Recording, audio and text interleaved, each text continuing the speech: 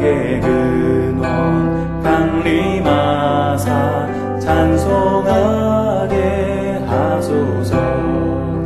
한량없이 자비하심 증량할 길 없도다. 천사들의 찬송가를 내게 가르치소서. 구속하신 그 사랑을 항상 찬송합니다.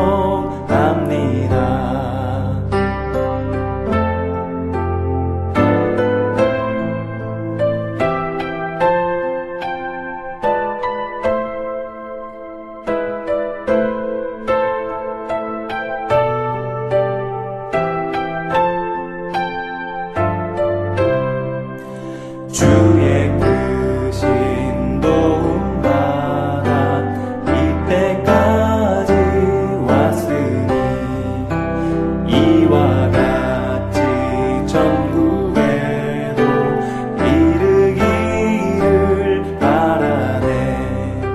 하나님의 품을 떠나 죄에 빠진 우리를 예수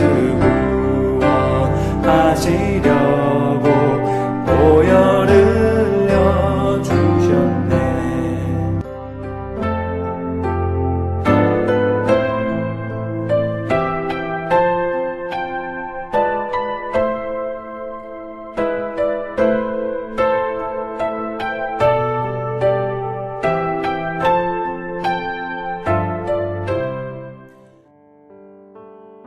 수요일 아침 묵상. 복수는 하나님의 손에.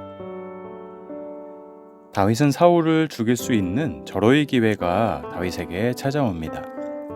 그러나 다윗은 하나님이 기름 부으신 자를 해칠 수 없다며 사울을 죽이지 않습니다. 24장입니다. 사울이 블레셋 사람을 쫓다가 돌아오매 어떤 사람이 그에게 말하여 이르되 보소서 다윗이 엔게디 광야에 있더이다 하니 사울이 온 이스라엘에서 택한 사람 3,000명을 거느리고 다윗과 그의 사람들을 찾으러 들렴소 바위로 갈새. 길가 양의 우리에 이른즉 굴이 있는지라 사울이 뒤를 보러 들어가니라.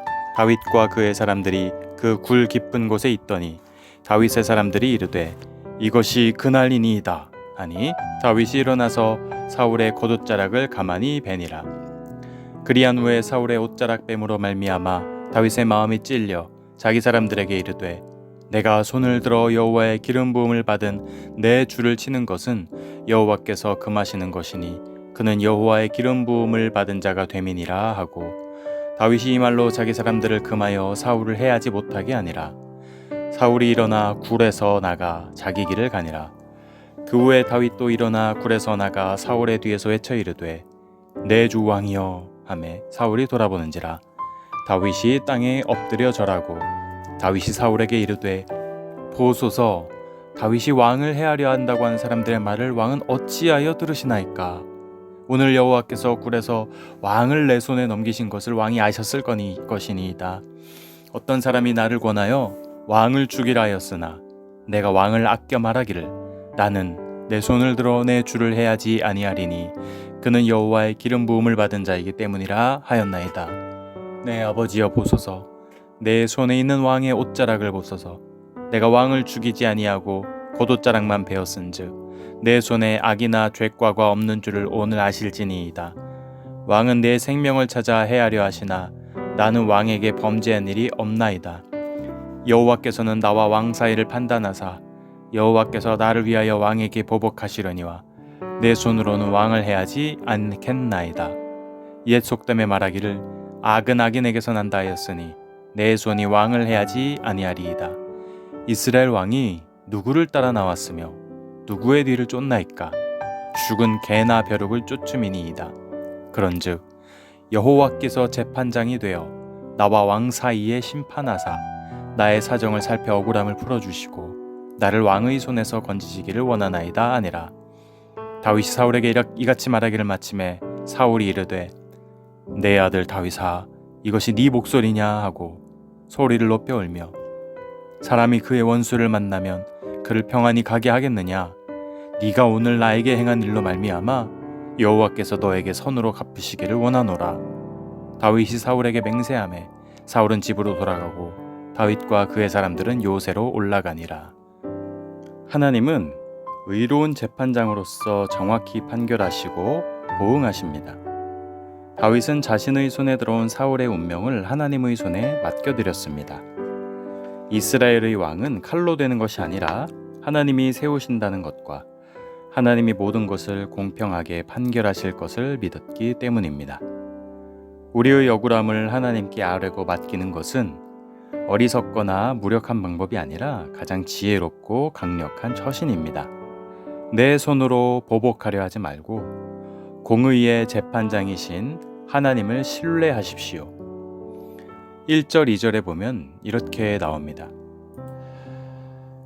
사울이 블레셋 사람을 쫓다가 돌아오매 어떤 사람이 그에게 말하여 이르되 보소서 다윗이 엔게디 광야에 있더이다 하니 사울이 온 이스라엘에서 택한 사람 3,000명을 거느리고 다윗과 그의 사람들을 찾으러 들렴소 바위로 갈새. 엔게디로 갑니다. 엔게디라는 말은 엔, 샘물, 샘, 그리고 게디, 염소라는 뜻입니다. 들렴소들이 많이 모였던 장소가 바로 엔게디입니다. 사울은 블레셋과의 전투가 끝나자마자 3,000명의 군사를 이끌고 엔게디 광야까지 다윗을 쫓아갔습니다. 거기서 자신을 죽이지 않은 다윗의 말을 듣고 울면서 잘못을 인정했지만 얼마 후 다시 군사를 이끌고 다윗을 추격했습니다. 사울은 다윗을 죽여야 한다는 집착을 완전히 버리지 못했고 결국 그 악한 집착이 사울을 망가뜨렸습니다. 잘못된 것인지 알고 있고 때로 울면서 회개도 하지만 완전히 버리지 못하는 왜곡된 집착은 없습니까? 3절을 보면 이렇게 나와 있습니다. 길가양의 우리에 이른즉 굴이 있는지라 사울이 뒤를 보러 들어가니라. 즉 용변을 보러 들어간 겁니다. 다윗과 그의 사람들이 그 굴 깊은 곳에 있더니 겉옷자락을 가만히 베니라. 다윗은 사울의 옷자락을 뱁니다. 다윗은 좋은 기회가 주어졌다고 바로 하나님의 뜻으로 여기며 성급하게 행동하지 않았습니다. 다윗과 부하들이 숨어있던 굴에 사울이 용변을 보기 위해 무방비 상태로 들어왔고 사울을 죽일 절호의 기회였지만 다윗은 죽이지 않으므로 사울을 왕으로 세우신 하나님을 존중하고 신뢰하는 믿음을 드러냈습니다. 다윗에게는 왕이 되는 것보다 바로 하나님의 뜻을 따르는 것이 더욱 중요했습니다. 우리에게 주어진 모든 상황을 하나님의 뜻을 행하고 드러낼 기회로 삼으십시오. 19절에 보면 사울이 이렇게 반응합니다. 사람이 그의 원수를 만나면 그를 평안히 가게 하겠느냐? 네가 오늘 내게 행한 일로 말미암아 여호와께서 너에게 선으로 갚으시기를 원하노라. 다윗은 자신을 죽이려는 사울을 오히려 죽이지 않으므로 사울을 부끄럽게 만들었습니다. 우리는 악을 악으로 갚아서도 악에게 져서도 안 되며 오직 선으로 악을 이겨야 합니다.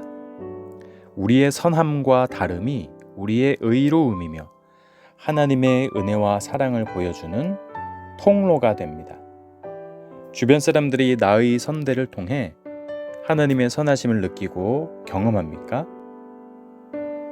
오늘의 한 줄 묵상은 바로 이것입니다. 사람에 대한 미움과 분노, 하지만 그 미움에 대한 판결은 내가 아니라 하나님께 맡기도록 해야 합니다. 하나님 아버지, 모든 기회를 활용해 하나님의 뜻을 따르고 하나님의 사랑을 드러내게 하소서.